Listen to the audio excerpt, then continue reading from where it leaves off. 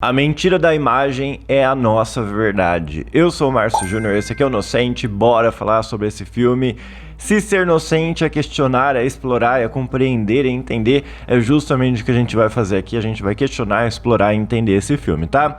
Primeira parte é sem spoiler e as demais vão ter spoilers pra gente conseguir desvendar tudo juntos, então bora lá. Partezinha sem spoiler. O filme é sobre o Owen, né, e sobre como um programa de TV, o Pink ou Pake, ocupou um espaço muito importante, muito definitivo na vida dele. O Pink ou Pake era um seriado ali que passava bem tarde da noite sobre duas garotas que tinham poderes de lutar contra um mal sobrenatural.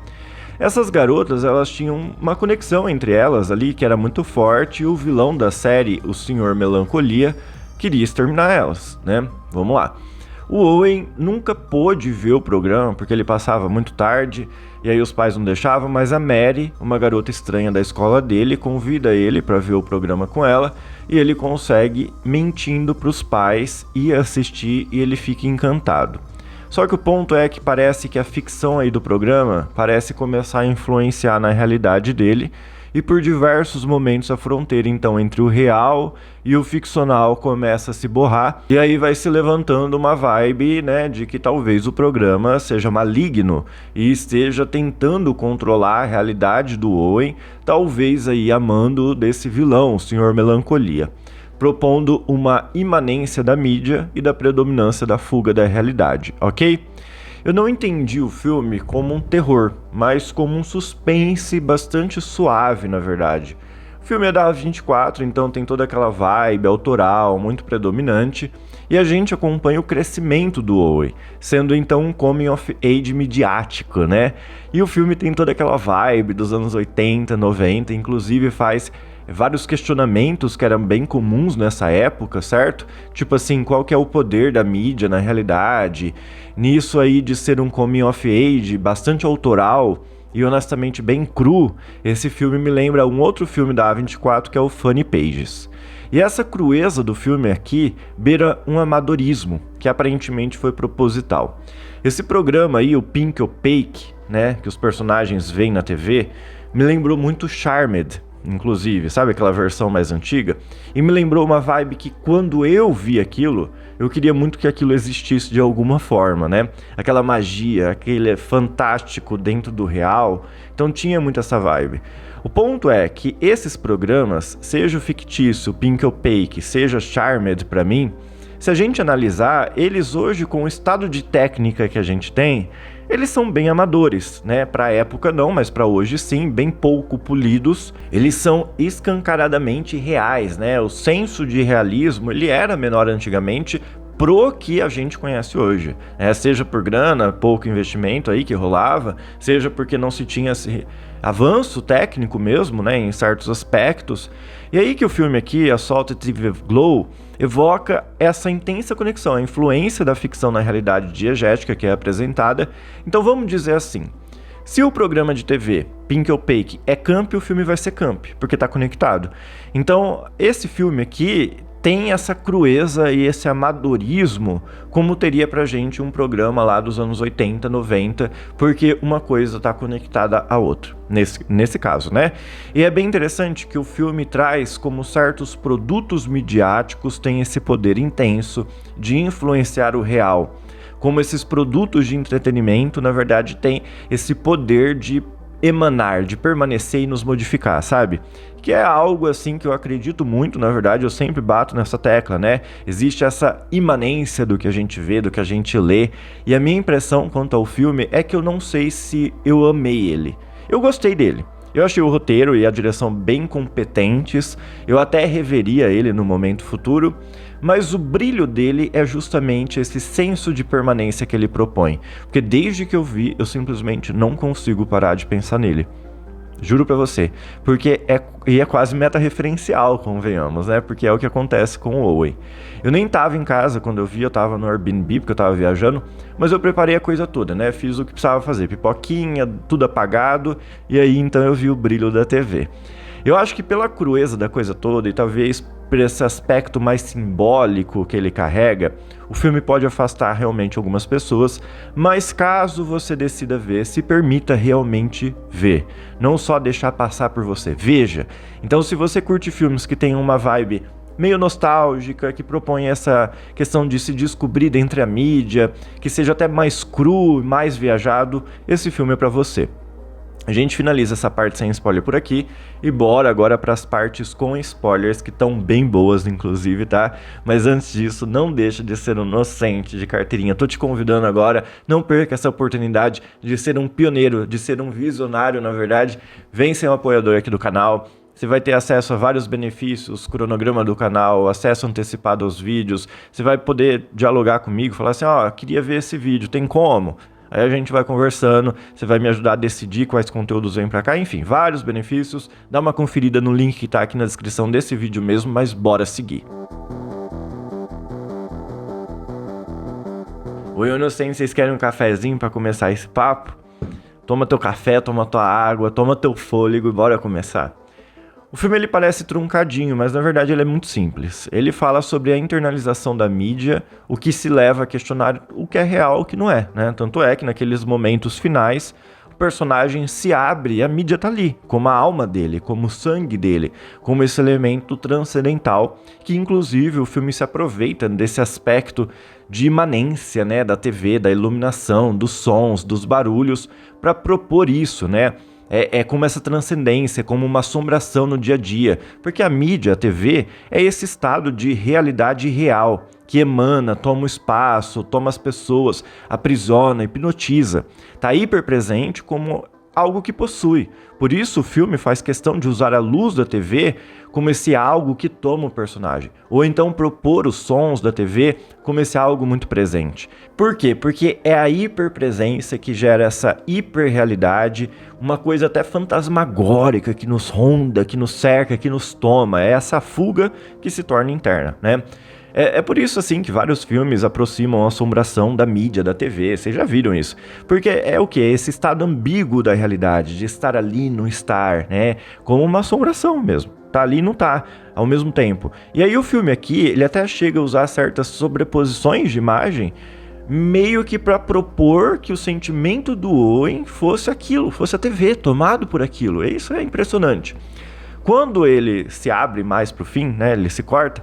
É a óbvia referência ao que ele tinha dito antes, que ele sentia que alguém tinha tirado tudo dentro dele com uma pá, mas que ele não tinha coragem ainda para olhar. Naquele momento, com a falência da realidade ao redor, então, dessa limitação da vida dele, com a doença prestes a morrer, só resta então o escapismo do real, ou seja, resta um retorno à fantasia. Então ele toma essa coragem de olhar para dentro de si, e aí o que gera essa ambiguidade muito forte, porque o humano, o corpo humano e o senso humano é sempre a régua do real pra gente. É o que a gente pode confiar que é real e tangível, né? Então, quando ele olha pra si e vê o transcendente da mídia, então se aproxima de um jeito definitivo o real do irreal. Porque a verdade é a seguinte, na verdade eu te faço essa pergunta. Seria, ainda hoje, com tudo que a gente conhece, a mídia e o que ela representa já não mais um símbolo do que é real? Tanto é que o filme, em vários momentos, traz a série Pink ou Fake pra gente ver não como uma série vista pela TV. Não, né? A série é integrada ao filme, na diegese. Não vemos pela TV, vemos ela como um evento diegético mesmo, com a gente mergulhando nisso, como a gente mergulha no filme. Então, se a gente tá imerso no filme com um senso, mesmo que momentâneo, que aquilo é o real que a gente está presenciando naquele momento, o filme traz a série para dentro de si, não vista pela TV, mas pela própria captura do filme. Então é como se aquilo fosse real também. Não vamos ser pandiangos, inocentes, não vamos, tá? Essa questão do senso real, mesmo que momentâneo, evoca um aspecto de discussão do cinema e de análise crítica profunda do cinema, que é o seguinte: se o filme permanece com você, se você segue pensando no filme depois do filme, no que você viu, se ele vai te modificar, se ele te modificou, o que ele representa não é real. Então, é isso, você tá me falando isso. Se ele se integra a você, o que você pensa, e ele não é real, então seu interior também não é real, tá? Aquilo é uma ficção, como seus pensamentos são ficcionais, então. Ou não, na verdade é o inverso. Porque a gente confunde, né? A gente pensa que a realidade deve ser tangível e palpável, mas são coisas semelhantes? E é justamente isso que representa o momento que o Owen se abre e tem a mídia dentro dele. Existe uma intensa confluência entre a representação da realidade e a realidade. Estamos falando de quê? Simulação, simulacro e real. Existe essa captura do real pelo midiático e a captura do midiático pelo real, causando então uma confusão, uma confluência do que é real e do que não é, porque a mídia se torna tão real e hiperpresente e ao mesmo tempo um momento de fuga da realidade, se adaptando à realidade. Isso porque programas de TV, filmes, etc, precisam propor esse link com a realidade, essa identidade, seja de sentimentos, seja de situações, para que consiga inserir aí, então, uma irrealidade que vai funcionar como uma fuga justamente daquilo que está propondo. E capturar, então, permitindo, então, que o espectador internalize aquilo. O filme propõe constantemente essa confluência dos fatos e do que se vê na TV. O filme já começa ali com a rua toda desenhada de giz e lá no fundo a gente vê esse carro do sorveteiro, enquanto a gente ouve, de fundo o barulho da TV. A intenção é quebrar o limiar entre a realidade e ficção, ao mesmo tempo que propõe que aquela realidade vai integrar a imaginação ficcional do personagem. Owen. Como a gente vê a série lá no final, no streaming, a gente consegue perceber que, na verdade, ele impregnou a série com eventos do cotidiano dele. Ao mesmo tempo que alguns eventos da série impregnaram o cotidiano dele. Então é uma questão de impregnar fantasia na realidade e realidade na fantasia. É transformar o comum em extraordinário, que é o que rola com alguns eventos, inclusive na escola, que falam ali que transforma o ordinário em algo fora da curva. É o real, é um espaço que eles conhecem bem, porque é a escola, sendo fantástico, certo? E é bem bacana que dizem que os vilões do Senhor Melancolia só podem te atingir se você ficar pensando neles. Que é essa clara referência a quê? Ao modo como o pensamento fictício, abstrato, ele pode se tornar real, te atingir se você ficar trazendo isso à tona. Um representativo do que se vê na TV, com a TV inclusive sendo representada aqui já como algo meio vilanesco, que te captura, porque se você ficar pensando muito nisso, isso pode te engolir, isso pode te atingir. Então assim, que luzinha pisca o tempo todo no filme pra gente? Uma luzinha figurada, pelo amor de Deus, piscando, chamando a nossa atenção do tipo, inocente, olha aqui, presta atenção. É a questão de contar histórias. E é bem bacana porque o filme é como se fosse contado pelo Owen diretamente pra gente. O filme aqui é muito inteligente, na verdade, porque o Owen, ele aparece de frente pra uma fogueira, então ele começa a contar a história pra gente, quebrando a quarta parede, inclusive, algumas vezes. Que por si só, o que a quebra de quarta parede faz? Essa quebra da ficção para soar como algo real, se aproximar disso. A quarta parede da ficção é derrubada. Mas enfim, você percebe que o filme propõe é o modo como a gente conta história uns para os outros, desde antigamente, Mas mais do que isso, ele propõe então essa espécie de escadinha, de evolução a respeito disso.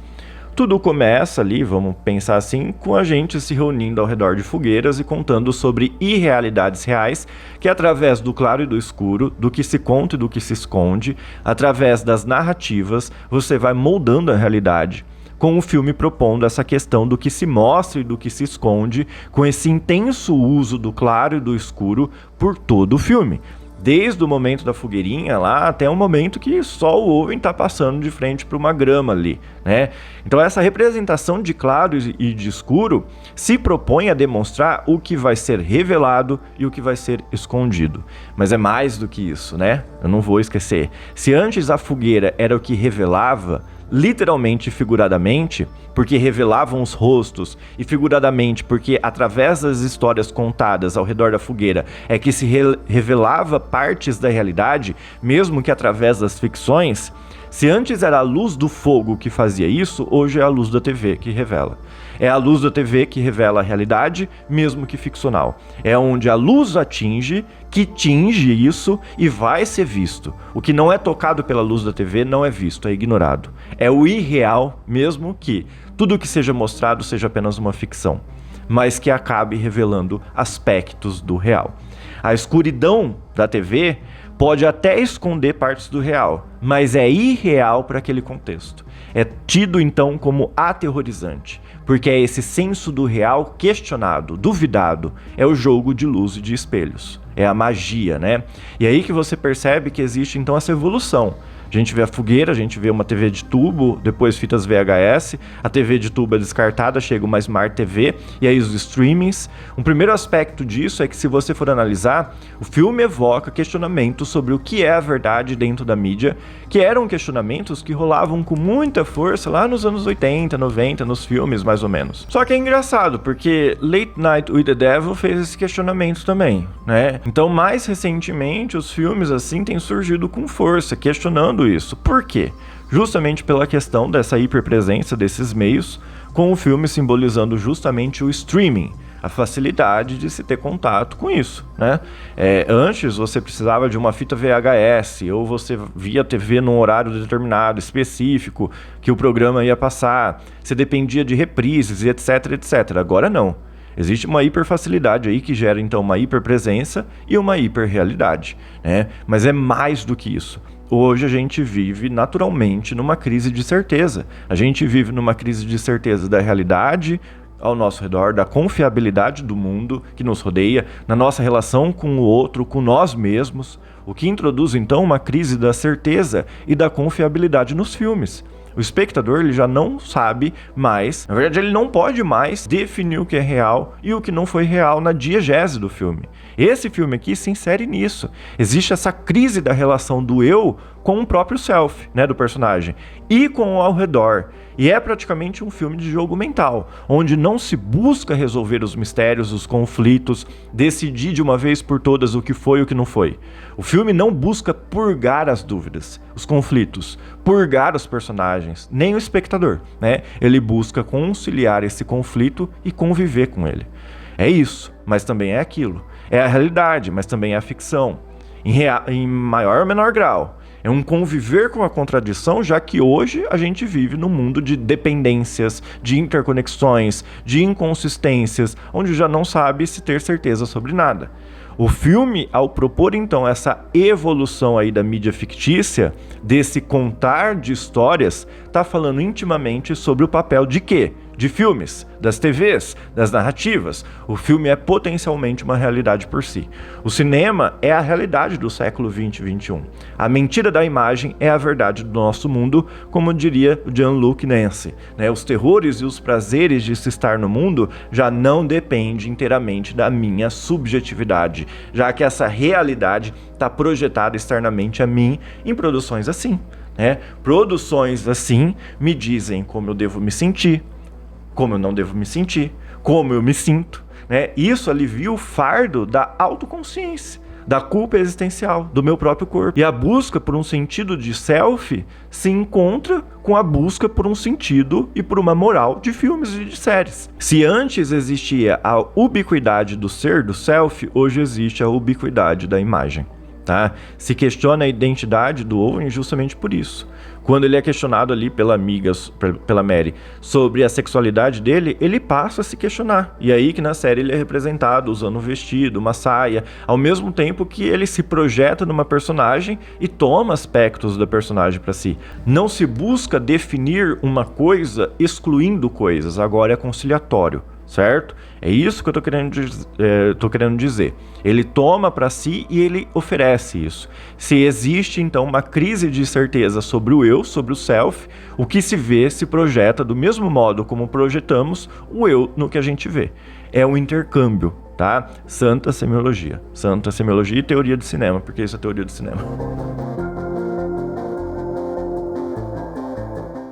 O filme provoca bastante aí a respeito do que eu falei agora há pouco, do que se esconde da verdade, do que se revela da verdade, do que se esconde da ficção, o que se revela da ficção. Mas você percebeu um detalhe que quanto à questão do programa Pink ou Fake, que surge pro Owen, né, tudo isso surge com uma mentira. Eu vou preferir chamar a mentira aqui de uma ficção da realidade, tá? Vamos fazer isso. Ele mente para os pais para conseguir ver o programa. Ele fala que vai dormir na casa de um amigo. Quando isso acontece, o filme mostra a rua toda nevoada ali, né? Como se fosse então o nascimento, o surgimento de algo maligno, né? Porque a mentira, enfim. Porque é como se o momento maligno tivesse surgindo, que é esse encontro da ficção com a realidade, já que existe essa mentira que vai conectar a realidade e a ficção, sendo a própria mentira um falseamento também do real. Isso também acontece quando a Mary fala para eles fugirem, tá? Então, assim, isso é bem evidente. Então, quando ele tá com medo de fugir totalmente da realidade que ele conhece e ir viver, então, com essa ficção com a Mary. Sendo que a ficção aqui seria justamente fugir da realidade. E aí o Owen vai pra casa do amiguinho e praticamente implora pra mãe do amiguinho falar a verdade pros pais dele. Genial. Isso evidencia dois aspectos. Primeiro, que o Owen sempre depende desse algo externo. Seja um programa de TV que dita a vontade dele, seja alguém dizendo que deve ser feito ou não, igual os pais. Então, assim, ele poderia falar para os pais a verdade, mas ele precisa que a mãe do amigo dele diga isso. Outro aspecto que isso é uma medida desesperada dele tentar reencontrar a realidade. Seria tipo assim, jogar uma boia salva-vidas para resgatar ele da ficção do programa, da ficção da fuga, da ficção da mentira. Ao mesmo tempo, o programa e a amizade com a Mary acaba propondo que eles são os escolhidos, certo? Que eles são importantes, dá esse senso de autoimportância, de conexão, já que eles seriam então esses protagonistas aí, escolhidos para combater o mal e tralalá, dentro de uma aleatoriedade de pessoas. É muito interessante essa proposta do filme, na verdade, porque essa questão de se sentir protagonista é uma fuga da realidade também, já que eles são meio que excluídos, outsiders, eles são os estranhos, né? Só que aí a gente entra no outro aspecto. Programas e filmes mais recentes, talvez de uns 20 anos pra cá, realmente acaba propondo esse empoderamento dos outsiders, dando a eles, inclusive, habilidades sobrenaturais, com a exclusão representando então um senso de unicidade, exclusividade. Isso tem acontecido, Donnie Darko, Sexto Sentido, Clube da Luta, talvez um pouquinho mais de 20 anos, né? O excluído, então, ele detém uma espécie de exclusividade mesmo que na ficção. Tanto é que no fim ele ainda segue sendo um excluído. Ele segue pedindo desculpas para todo mundo, mas ninguém liga, né? Se não for a ficção, ele é só mais um dentre tantos, certo? O filme propõe, então, essa permanência deslocada do deslocado permanente, simbolizado, por exemplo, pelo sorvete e pelo sorveteiro, que iria permanecer no inverno. É deslocado, não pertencente. E aí que, nesse caso, algo não pertencente e deslocado é maligno, mas poderia ser o escolhido, poderia ser o herói ali, né, como é o caso do Owen da Mary. Você é inocente, você não é inocente. Então você sacou que é bem bacana a proposta aí do Senhor Melancolia, né? Primeiro que quando a gente fala de lua, tem esse aspecto muito conectado à criatividade, fantasia. É esse elemento fantástico no real, né? Me lembrou, inclusive, constantemente esse livro aqui, o livro Palavras, Magias e Serpentes, do Alan Moore, sobre a magia da criatividade, sobre a magia da realidade, que ele também correlaciona em alguns momentos à lua. Excelente livro, tá? Mas é mais do que isso, é uma referência ao filme Viagem à Lua, tá? Do Méliès, considerado aí um dos filmes pioneiros, né? É esse representativo da ficção, da imaginação dentro dos filmes, falando inclusive que o Senhor Melancolia mexe com o quê? Com o tempo e com a realidade, justamente como a própria ficção faz, né? Manipulando esses aspectos, prendendo a gente dentro de um filme. Tanto é que o Méliès, o que ele fez, né? Ele pegou um elemento real, a lua, e antropomorfizou isso, certo? É a imaginação, que pode ser muito bacana, muito benéfica, muito divertida, mas se você se perder nisso e ficar preso nisso, é negativo, né? Num determinado momento se diz que todo mundo trabalha para o Senhor Melancolia, certo? E aí as pessoas tomam o Luna Juice, certo? E aí também se tira o coração do Owen da Mary. Vamos por partes, como diria Jack Stripador, certo? O fato de todo mundo trabalhar para o Senhor Melancolia e consumir então o Luna Juice propõe tanto essa imanência do poder ficcional da mídia que controla tudo e todos, e também correlaciona esse poder a um consumir, um introjetar, que é o Luna Juice. Ao mesmo tempo, a retirada do coração propõe justamente o quê? Coração, sentimento, essa substituição. O sentir está sendo ditado de um jeito externo. Olha, agora a gente precisa falar sobre a questão da fuga e do controle. Mas antes, Chega aqui pertinho, chega, vem aqui. Me fala nos comentários o que você achou do filme, o que você tá achando dessa análise. Bora trocar uma ideia nos comentários. Bora sim, mas bora seguir com esse papo também. Olha, francamente, o ponto do tempo deslocado, e aqui talvez a coisa fique um pouquinho mais complicadinha, é que o filme envolve uma questão de memória. Não é como se o Owen estivesse contando pra gente... Aconteceu, contou. Não. É como se num determinado momento, lá no futuro, ele estivesse relembrando o que rolou. Ou seja, o que a gente vê são memórias. E sendo memórias, por si só, são fatos, mais um tempo deslocado, mais uma imaginação. É uma ficção que se tinge por vários fatores. Eu estou chamando atenção para isso porque existe uma necessidade de fuga da realidade. Porque, tipo assim, a mãe dele tava com câncer, o pai dele não dava muita moral pra ele. Tanto é que o pai dele, por não ser um personagem muito próximo do protagonista, nem aparecia muito. Já a mãe com câncer criava no Owen uma necessidade de fuga daquela realidade difícil, né? Onde, inclusive, ele fica absorto, assim, pensando no nada, naquele parquinho. Tanto é que a Mary, fugir dali, vai tingindo a memória dele. Ela tá distante e eles mantêm uma conexão e eventualmente ela volta, que é justamente o que ele se lembra que rolou do programa de TV. As amigas tinham uma conexão à distância e elas voltam a se ver no último episódio, o que finaliza então a ficção daquela realidade para ele e para o programa que foi cancelado, porque a realidade encontrou a ficção e a ficção encontrou a realidade. Tanto é que quando ele revê o programa de TV anos depois, não tem duas protagonistas. Nada de distância. É um grupo de crianças, etc, etc. Então ele viajou. Ao mesmo tempo, existia uma espécie de controle muito forte sobre ele. Ele tinha que dormir tal e tal horário, e é aquela tal coisa. Quando você é muito preso, muito forte por algo, a hora que você se liberta, cara, você vai correr pro mais distante possível, pro mais longe possível. Então, se a realidade prendia ele se mergulhava totalmente na ficção, certo? Que é representado com ele querendo entrar na TV. E o pai, que é esse representativo do real que limita ele, do controle, tendo que puxar ele de volta. É meio aí que o caminho contrário de Videodrome, filme excelente. Enquanto a TV se projeta rumo à realidade em Videodrome, aqui não, o Owen se projeta rumo à TV. Ele se introjeta na mídia, enquanto a mídia se introjeta nele. E do mesmo modo como ele consome isso, ele regurgita isso rumo à realidade. Então é um jogo de excessos e faltas que se complementam. Não sei, é o seguinte, eu entendo que realmente seja uma leitura possível, que inclusive parece ter sido a intenção da diretora propor a questão trans. Ok, eu acho que a perspectiva tá ali, dá pra ventilar ela, mas se era o foco que a diretora queria ter dado, faltou força na direção nesse aspecto. Obviamente se fala, né, sobre se estar em espaços, sejam físicos, lugares mesmo, né, que não são adequados, que oprimem, que se precisa escapar disso, mas então também se fala sobre essa construção interna não se correlacionar ao corpo externo. É uma questão da construção do fictício de si mesmo que se torna real, que é a construção de gênero para qualquer um de nós. A performance do gênero, né? Então o filme fala aí, né, sobre essa construção interna de performance do gênero que não se correlaciona a essa construção mais ou menos aí do corpo externo. De se viver uma ficção de si mesmo, né? De ser forçado a isso. Até mesmo de encontrar na mentira da imagem a sua própria verdade.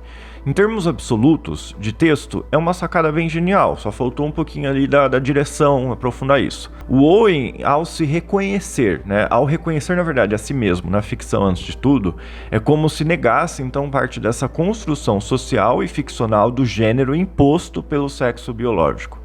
A série, Pink ou Pake no caso, funciona não só como um espelho, mas permite que ele consiga elaborar então a própria identidade de uma forma que é relativamente segura, distante do real, né? Então é isso.